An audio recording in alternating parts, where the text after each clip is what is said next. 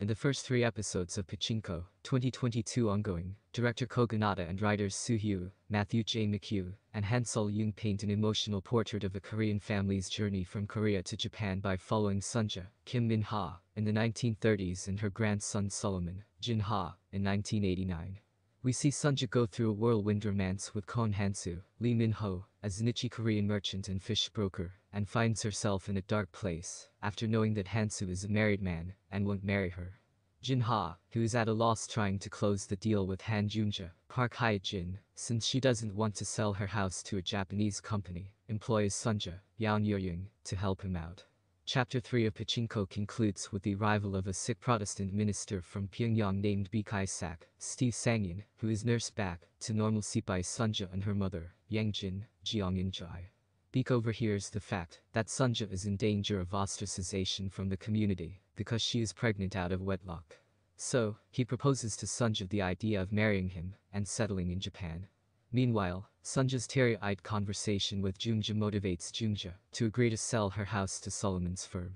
In addition to that, eating Korean rice with Jung-ja and reminiscing about her journey to Japan gives Sunja the push to go back to her hometown, because that's where her heart is. Pachinko Episode 4 opens in Busan, 1931, where Kon Han-soo meets Baek-sak for the first time. Earlier, Han-soo had seen Isak with Sunja, but didn't approach him for obvious reasons. This time, Han-soo technically corners Isak at the tailor's shop and subtly heckles him about his health and his poverty, because Han-soo knows Isak is getting married to Sunja. Han-soo tries to one-up him by ordering the tailor to make a new suit for Isak that Han-soo will pay for. Isak politely rejects the offer by saying that he can pay for his own suit, which he asks the tailor to make, while also requesting the tailor to stitch his brother's suit in case it fits Isak's son. This aggressive moment is followed by Sunja and Isak's wedding in Yang-jin's presence. It's a gorgeously lit, beautifully edited scene where Yang-jin comes to the realization that her daughter has grown up and things are never going to be the same again. To bid goodbye to Sunja, Yang-jin goes to the market to buy some rice, so that she can cook some for her before she leaves. It's revealed that rice is banned in Korea, and only available to the Japanese, for fascist reasons, of course. Yang-jin pleads with the shopkeeper and explains how this will probably be the last time Sunja gets to eat Korean rice. Overwhelmed by Yang-jin's request, the shopkeeper complies, and Yang-jin cooks it for Sunja, who gets overwhelmed. It's truly a testament to Justin Chan's direction, the writing by Soo-hyo, Matthew J. McHugh, and Han Sol-young, and the performances by Kim Min-ha and Jeong-in-jai, that they managed to convey such a flurry of emotions without uttering too many words. All of them have so much confidence in the subtext of these actions, and in the audience's ability to interpret them, that they allow these scenes to breathe. That's why they end up being so powerful. After that, we see Sunja's friends bickering over the fact that they're never going to get married because they've got no name and no dowry. So, they'll probably have to marry someone who doesn't have anything to offer as well. Then we get to witness Jacob Craycroft's editing as he intercuts between Solomon replacing his old underwear with new ones, as if it's nothing, Yang-jin packing and repacking Sunja's clothes, while still coming to terms with the notion that this is the last time she'll see Sunja, and Sunja packing her bag to go to Korea. Again, it's an example of efficient visual storytelling to set apart the 3 generations and the practices that have been maintained and the ones that have been discarded over time.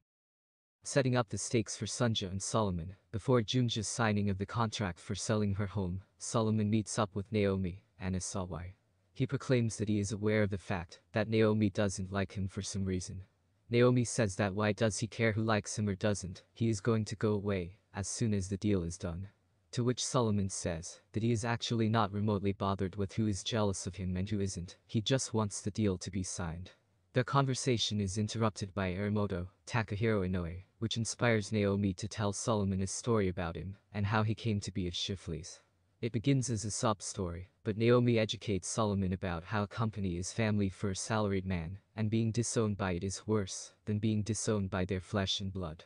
Additionally, Naomi says that one of the reasons why she's at Shifley's, despite it being the graveyard of banks in Japan, is because women can rise when surrounded by those less accomplished by them. In short, this brief interaction establishes that Solomon still sees the act of acquiring Jung-ja's house as a business deal. He doesn't see the people at Shifley as humans, but as cogs in a wheel that will produce money for him. He is essentially devoid of humanity. So, for him, what's at stake is the deal. But actually, the deal is the litmus test for Solomon. Tangentially, we see Sunja taking one last walk through the fish market, a place where she has practically grown up. That's followed by a violent altercation with Hansu, who curses Sunja for opting to choose a miserable life with Isaac instead of being with him. He says that when she's in Japan, she'll call out for Hansu, and he won't respond. He imposes the idea that Sunja still shares a child with him. But Sunja says that that child is hers, not Hansu's. On her way out of Korea, Sunja gets to extensively bid goodbye to her friends, her tenants, and, of course, her mother. And on the surface, it seems like that's what she's about to lose, which is partially true. But more importantly, she is about to lose her identity. Those in Korea know her for who she is. That comes with a sense of security and assurance that's completely gone when one shifts to a new place. That feeling of isolation is as bad as or worse than not having a roof over one's head or food in one's belly. Solomon and Sunja triumphantly reclaim their Korean heritage. The final 20 minutes of Pachinko is a visual haymaker that crescendos with both Solomon and Sunja becoming one with their true identity, while the struggles of Sunja's past echo through space and time.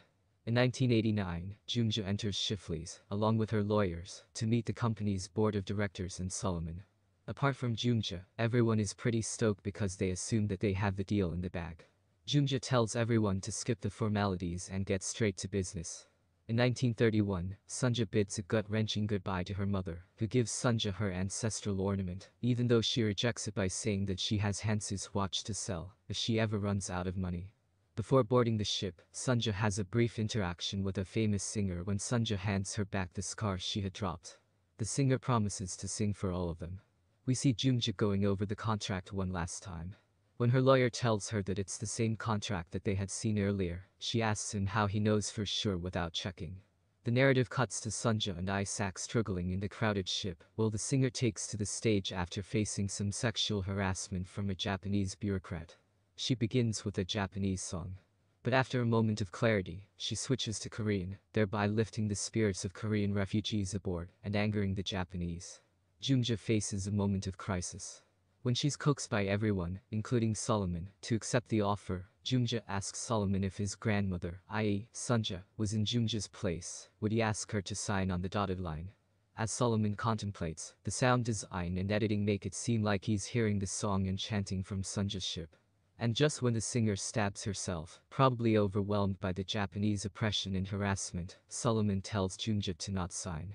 Content with the realization that there's still some humanity left in Solomon, Junja leaves without signing the contract. Solomon faces the wrath of Shifley. Unfazed, he leaves the office, removing his tie, then his suit, while walking into the rain and coming across a band playing on the street. The show cuts to Sunja and her son, Beat Misasu, Sojirai, reaching a rain-drenched Busan. Sunja stops the taxi and walks into the rain, with Misasu trying desperately to stop her. Meanwhile, Naomi finds Solomon dancing freely to that band.